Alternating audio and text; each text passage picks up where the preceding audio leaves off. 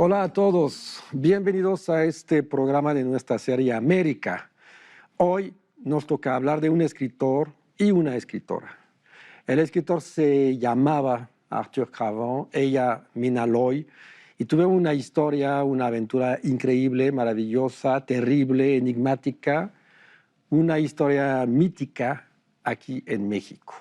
Pero hay que ir mucho atrás y para compartir ideas, iba a decir recuerdos, porque casi son recuerdos, me acompaña Daniel Saldaña. Daniel, bienvenido.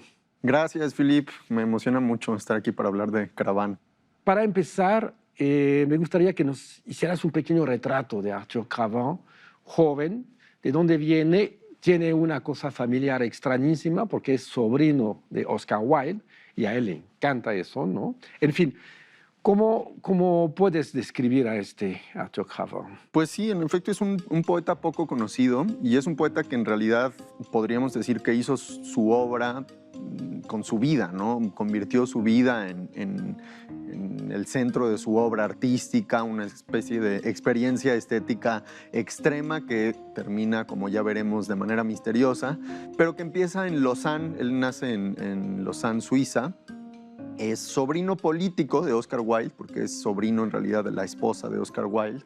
Y Cravant siempre reivindicó a Oscar Wilde y es quizá la única figura a la que reivindica, ¿no? Porque es un escritor poco dado a declarar su filiación o su linaje estético, ¿no? Es un escritor que en realidad va contra todo, le tira a todo mundo, critica salvajemente a todos los que vinieron antes y a todos sus contemporáneos sobre todo, pero con Oscar Wilde mantiene siempre esa relación como de admiración y respeto.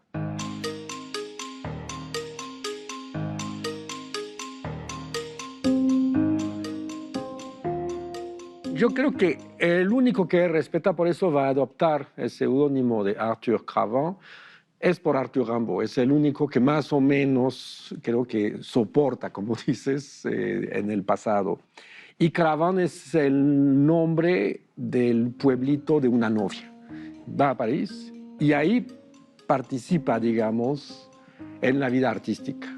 Sí, llega a París y para cuando llega a París en realidad ya tiene una leyenda a cuestas, ¿no? Porque se embarca en algún momento a trabajar como fogonero en un carguero y acaba en Australia, quién sabe cómo se regresa a Europa y termina en París, y para cuando llega a París pues eso ya es una especie de mito, y él mismo quiere trabajar esa imagen de mito, de leyenda, y funda esta revista Maintenant ahora, que se dedica a publicar y a escribir él enteramente. En realidad es una revista que la escribe toda él, a veces con seudónimos, a veces con este seudónimo principal que es el que usa, que es Arthur Cravant, y que él mismo vende y reparte, en general para generar malestar y polémica, porque tenía muy mala leche. Entonces se va muchas veces a la salida de a la salida del hipódromo, me parece que lo repartía, y luego iba a las exposiciones. Él escribía sobre arte mucho, ¿no? En esa época. Entonces se va a la salida de las exposiciones y reparte su pasquín, su revista furibunda, donde critica a todos los artistas que están representados en esa exposición, ¿no? Lo cual genera gran polémica, por ejemplo, en el caso del Salón de los Independientes, que es uno de los momentos cumbres del arte, digamos, modernista, del arte contemporáneo en París, y él va como pues a criticar, incluso se hace de palabras. Apollinaire lo reta a duelo.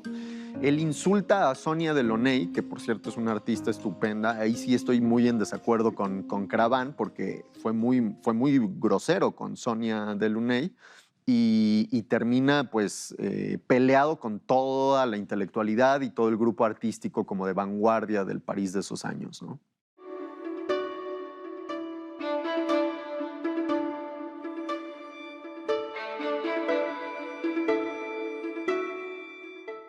Era muy encantador y tuvo la suerte de que quizás no sabríamos de él de no ser porque hubo mujeres muy importantes cerca de él, ¿no? En realidad, ya hablaremos un poco más a fondo, pero Mina Loy, que fue su pareja, digamos, más conocida, pues es una poeta mucho más conocida, mucho más reconocida, mucho más leída que él, y yo creo que eso fue también lo que ayudó a la leyenda de Craván. Y en el fondo sospecho que él lo sabía, o sea, sospecho que Craván se juntaba con mujeres muy inteligentes y las seducía, y con mujeres que iban a ser importantes en la historia de la literatura, porque era una forma también de hacer circular su propia leyenda, ¿no? De estar en boca de todos, de que se hablara de las locuras que él hacía.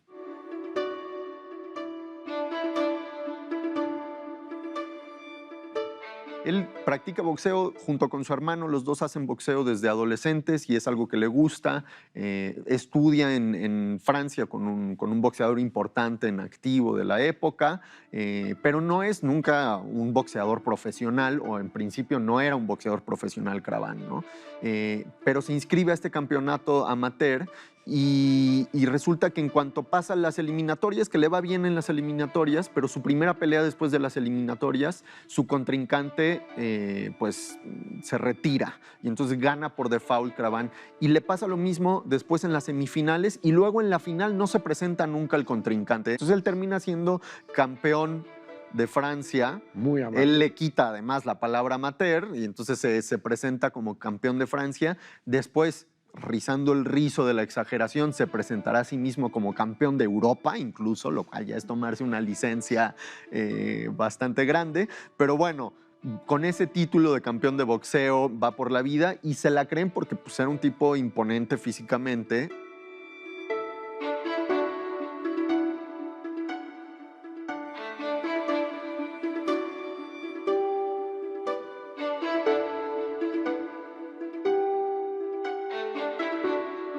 Su figura es rara dentro de esa escena de vanguardia. Es muy amigo de Blaise Cendrars, es amigo de Félix Fénéon, tiene sus relaciones, o sea, hay gente que respeta dentro de esos círculos, pero a la vez tiene una postura estética distinta. O sea, él en realidad es como mucho más romántico, como tiene una beta romántica más clara incluso que los vanguardistas, y le parece que todos estos son farsantes, sobre todo Apollinaire, ¿no? Con quien tiene una distancia muy crítica. Le parece que son farsantes, que toda esa escena parisina del arte contemporáneo que empiezan a hacer, pues son todos unos mentirosos, y por lo tanto él se cree justificado a ser más mentiroso que ellos y más farsante que ellos. Llega incluso a robarse un cuadro que vende como si fuera un Picasso. O sea, él va con un dealer de arte y le dice, oye, tengo este Picasso, te lo vendo, necesito el dinero, y se lo vende, y luego resulta que no es un Picasso, sino un Ortiz, o no me acuerdo qué otro pintor cubista de la época, ¿no?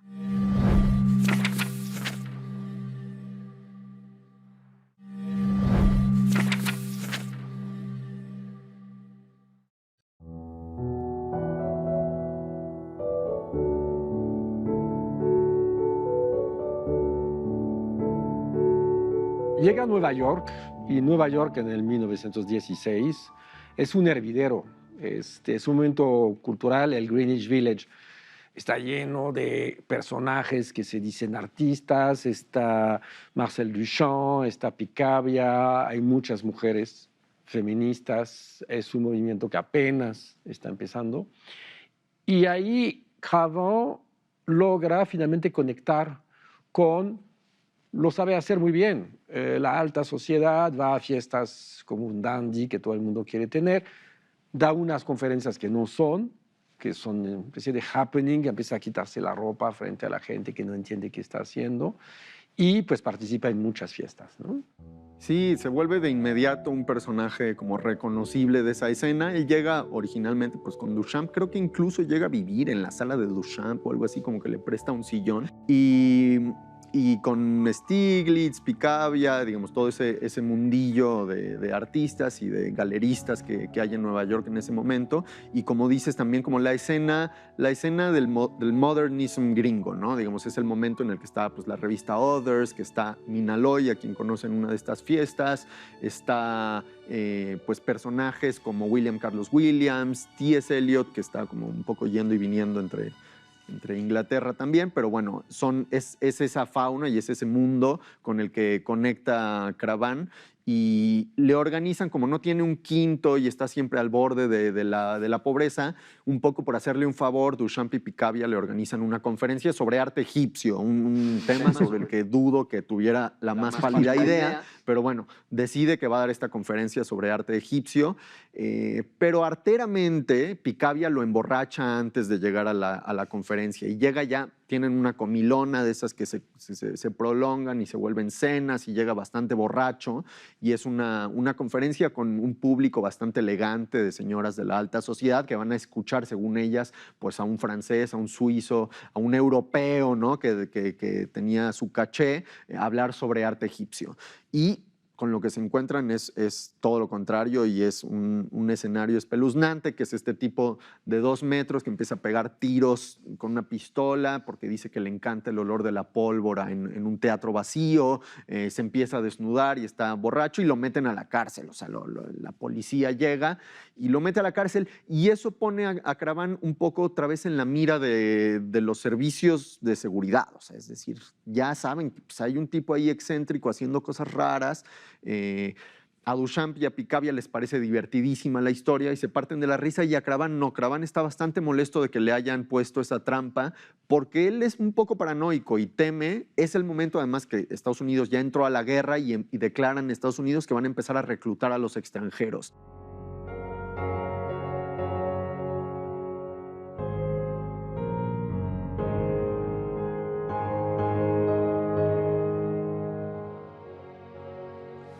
Porque si hubiera sabido latín a los 18 años sería emperador. ¿Qué es más nefasto, el clima del Congo o el genio? Las plantaciones de zanahorias en forma de tumba, el pensamiento sale del fuego, estrellas, desesperación del poeta y del matemático, más virgen y más furioso. ¿Acaso a un hombre disciplinado no le alcanza como cambio en su vida con sentarse una vez por mes en el otro extremo de su mesa de estudio? Durante un instante pensé firmar Arthur I. Me levanto con los lecheros en mis torres de verdor, carne de perros, helada, escarcha, hielo. Oh, mi corazón, oh, mi frente, oh, mis venas, aquel de los dos que tenga más azogue en las venas, sífilis. Pasé mi lengua sobre sus ojos, las mujeres. La luna bebía, el mar estaba, la luna dorada, me comería mi mierda, la torre Eiffel más suave que un helado. Se nota bien que el instrumento está allí, hablando del corazón. Bosques y aserradero, energía.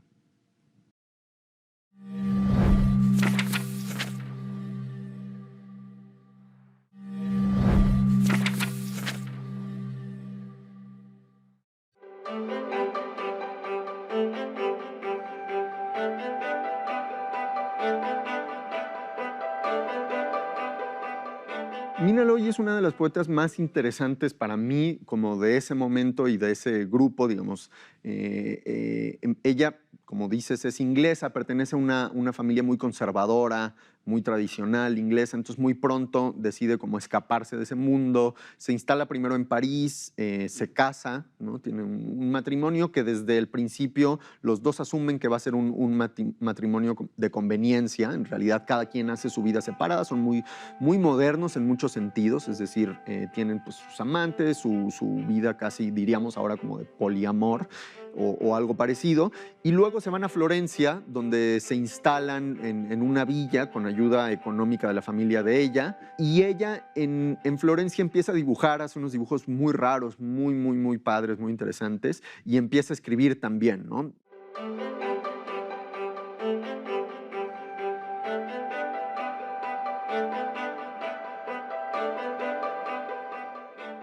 Conoce, digamos, a un grupo de artistas, escritores, escritoras, entre el que está, pues, por ejemplo, Marinetti.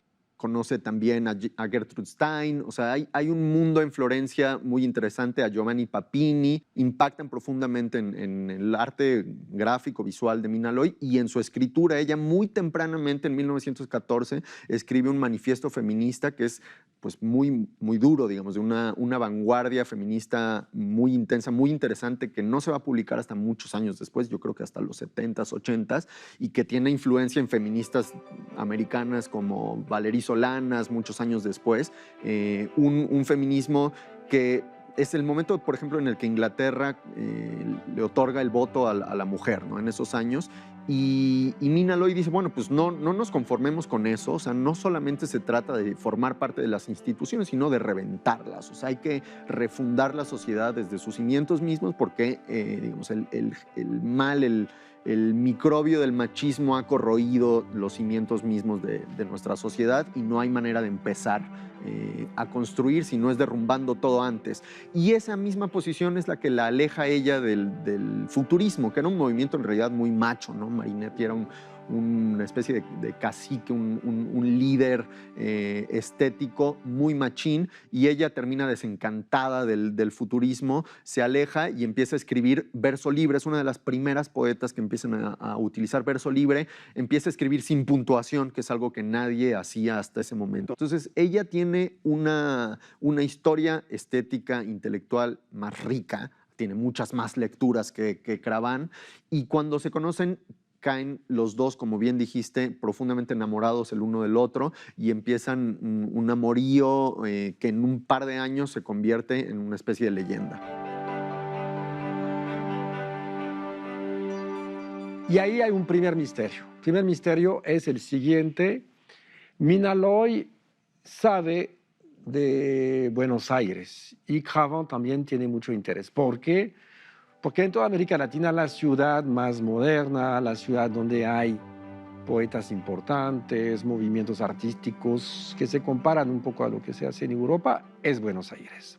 Y es lo más lejos posible de la guerra. Entonces tienen el plan de ir a Buenos Aires. ¿Por qué Cravant va a México? Parece esas películas, o películas de vaquero, o película negra gringa, pero la frontera, la única frontera para escaparse es México.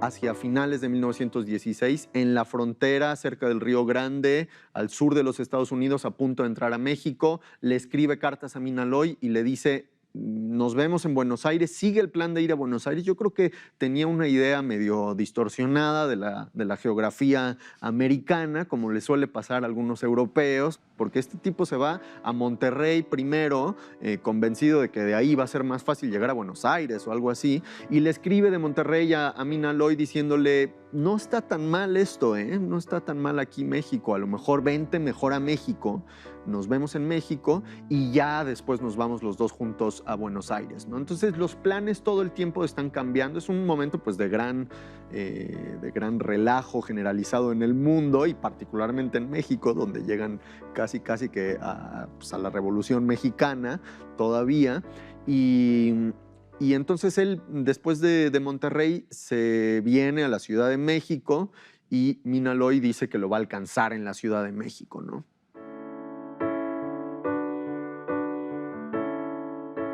Y Mina Loy llega a la Ciudad de México y, como siempre, cuando tiene apuros, nuestro amigo Cravant no es a través de la poesía ni de la publicación que piensa ganar una fortuna, sino que boxeando.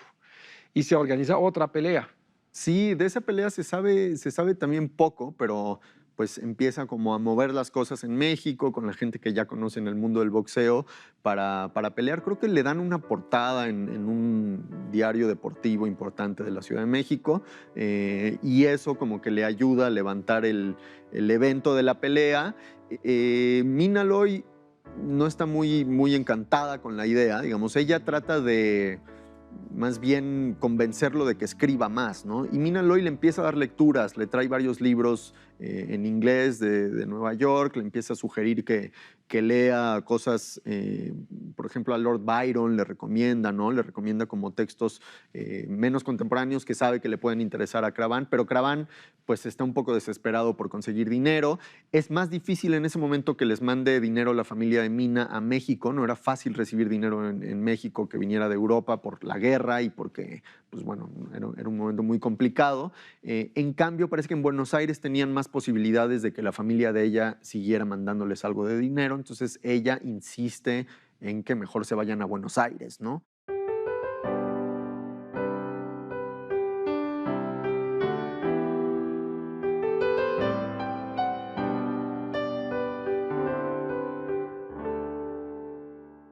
los dos están enamoradísimos, se casan en la Ciudad de México. Ella finalmente, logra finalizar un divorcio con su primer marido, que está todavía en Florencia en ese momento, me parece, y gracias a eso se casan en la Ciudad de México. Él no sé a estas alturas de qué pasaporte tiene, porque sabemos que es una especie de efectista, de un mago que cambia de nacionalidad todo el tiempo.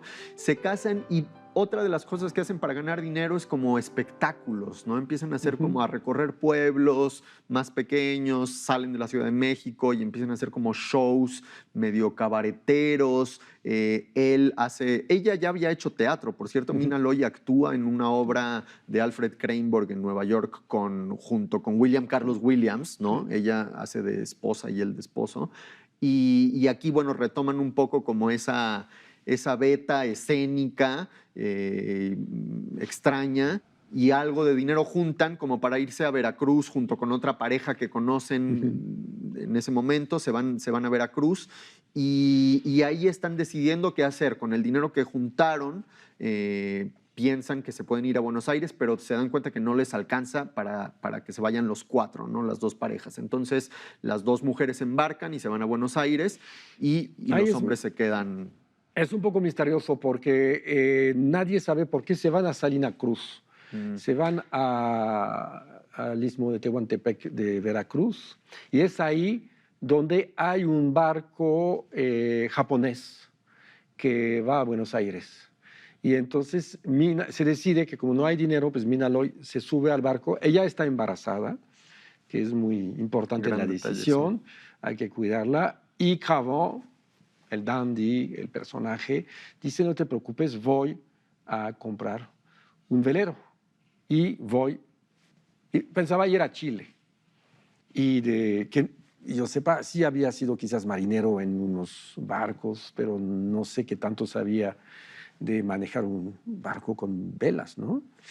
Pero sale de Salina Cruz, ahí por Puerto Ángel, por todas esas zonas.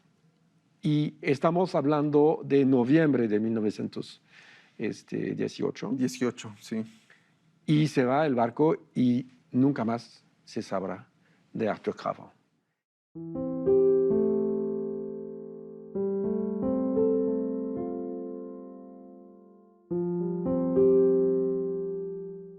Arthur Cravant desaparece en el mar. Parece un personaje de novela, ¿no? Sí, pero además no es la única versión de su muerte, porque después, bueno, Mina Loy, como habíamos dicho, está embarazada y se va primero a Buenos Aires. Y luego se va a Londres, decide irse a Londres para tener a su hija, que es pues, la hija de Cravant también, a Fabienne. Y una vez que ya dio a luz y puede separarse un poco más de la hija, pues empieza a investigar qué es lo que pasó, ¿no? Contrata incluso a un detective que viene a México a hacer pesquisas. Y hay otra versión, porque se encuentra algunos meses después de que Cravant desaparece, supuestamente en el mar, se encuentra un cadáver de alguien muy grandote y medio güero en la frontera también, ¿no? Que al parecer hubo un enfrentamiento, un tiroteo, pues no sé, cerca de la frontera con Texas, y encuentran un cadáver que se sospecha en algún momento que podría ser de Cravant. Entonces hay dos versiones. Una es que se va, roba o compra un velero y se pierde en el mar y se ahoga.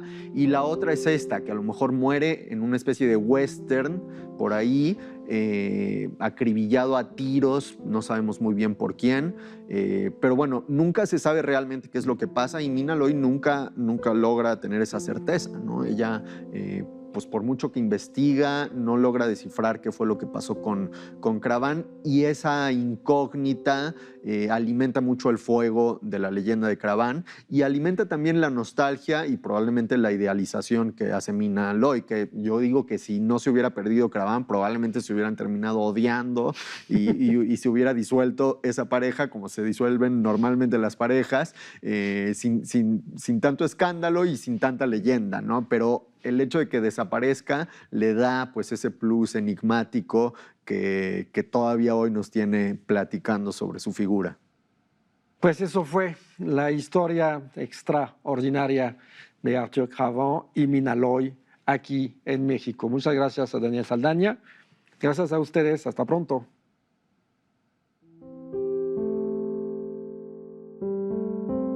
El eructo fantasmal de la locomotora arrastrando su ruidosa cola de madera hacia el atardecer de una banda de jazz. Las montañas en fila forman pináculos de feroz aislamiento bajo el caliente cielo extraterrestre. Vegetales heridos por la sequía empujan la reseca súplica agrietando el suelo.